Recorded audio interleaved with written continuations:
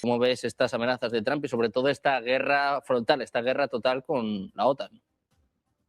Creo que es un plan perfectamente orquestado por el Pentágono que tiene una larga trayectoria. Piensen que Trump todavía no cumplió el primer año de gobierno y está muy claro que esto último que vimos en noviembre, el Consejo de Seguridad, la resolución por Gaza, que ahora tiene como cría esta especie de ONU paralela, esa resolución en el Consejo de Seguridad no fue vetada ni por China ni por Rusia.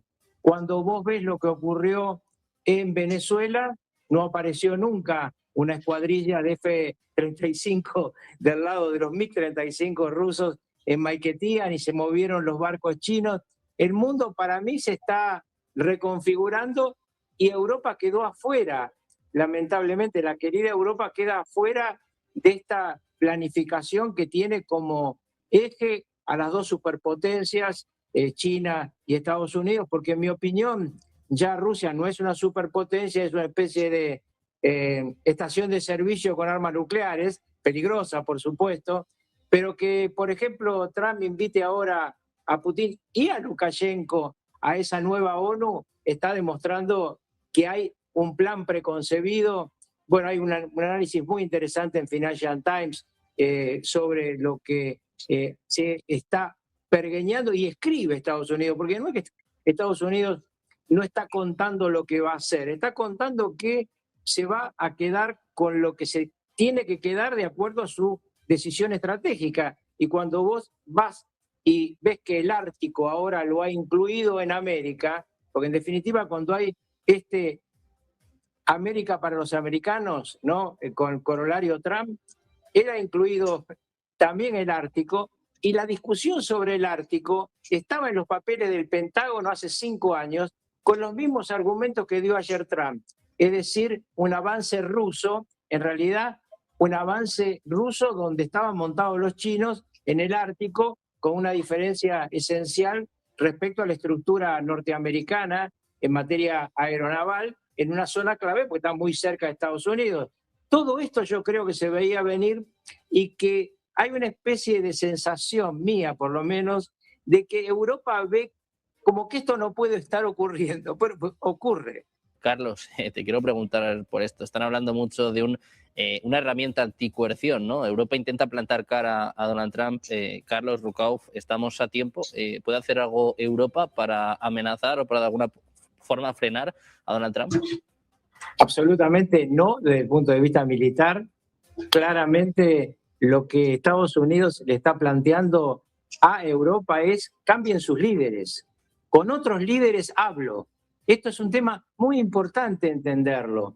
Cuando Trump se refiere a la Europa decadente que está perdiendo la civilización frente al islamismo, lo que está diciendo es, yo no tengo problema con Italia, mi problema es con este premier británico, pero si lo cambian no tengo problema, mi problema es con este líder alemán, porque si lo cambian no tengo problema. Acá se citó aquella frase tan importante que dijo en su momento Vance en Múnich. Miren Múnich, ¿no?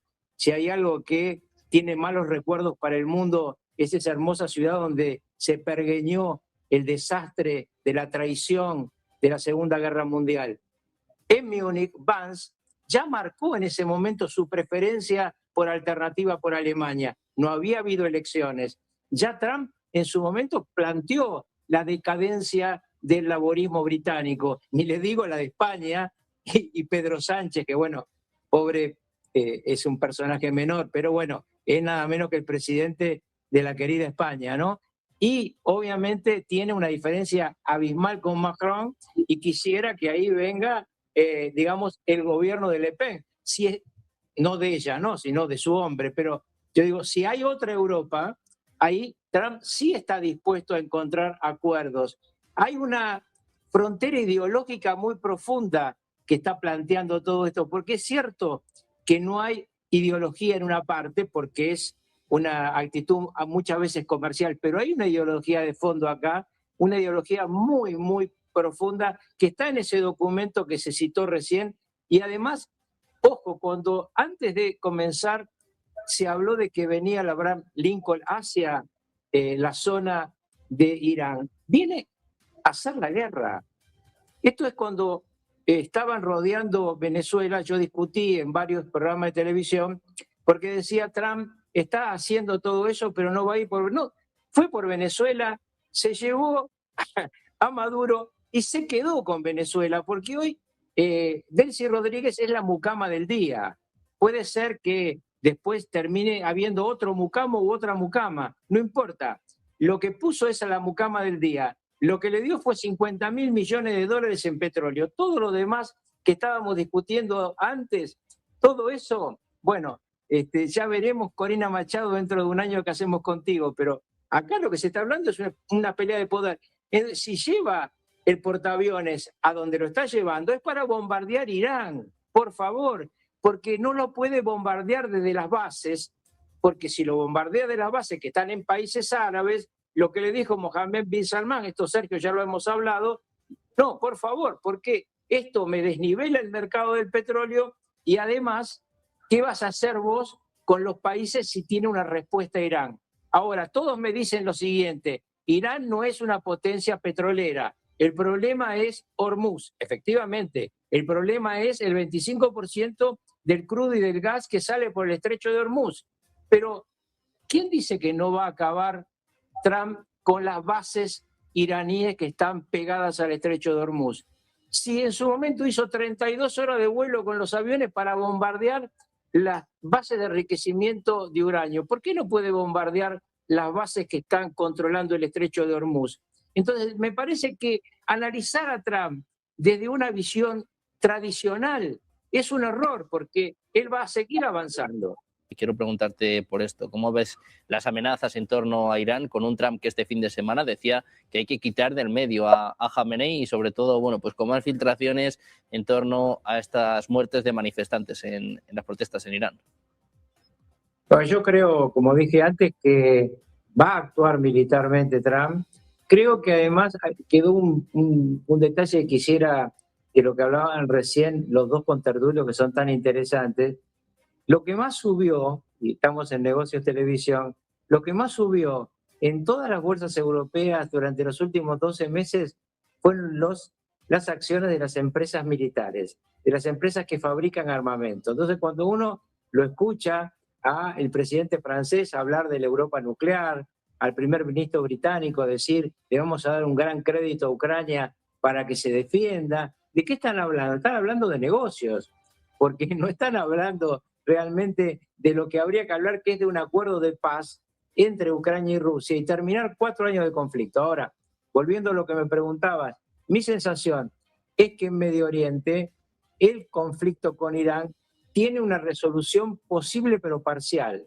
Yo creo que ni Rusia ni China, hemos hablado cero de China hoy, y China es clave en todo esto, porque China está, como marca claramente su historia, viendo cómo los demás se pelean y no distrayéndolo, ¿no? Pero China es clave, es una superpotencia realmente muy importante, pero en el caso específico de Irán, que es un proveedor muy importante de petróleo, todo el petróleo de Irán va para China, lo que está dispuesto China es a tolerar que se vaya Jamenei, no que venga un representante de Trump. Esto es, no que venga Reza Pahlavi a manejar el negocio petrolero iraní.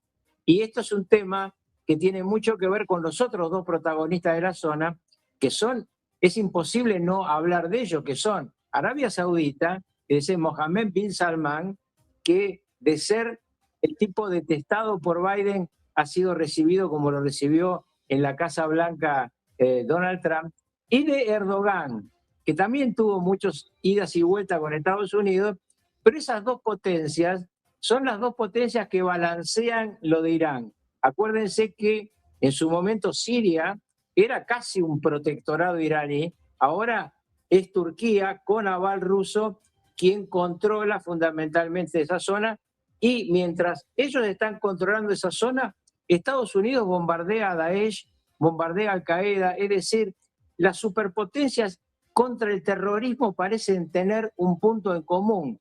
Por eso me parece que Jamenei no le preocupa a Rusia ni a China, pero sí le preocupa que eso termine en una desestabilización donde aparezca alguien que realmente sea, digamos, la Delsi de Irán, ¿no? Ya con una Delsi ya es demasiado. Ahora que aparezca, me parece a mí, ¿no? Puede estar equivocado, que aparezca el Shah, el hijo del Shah, es como too much.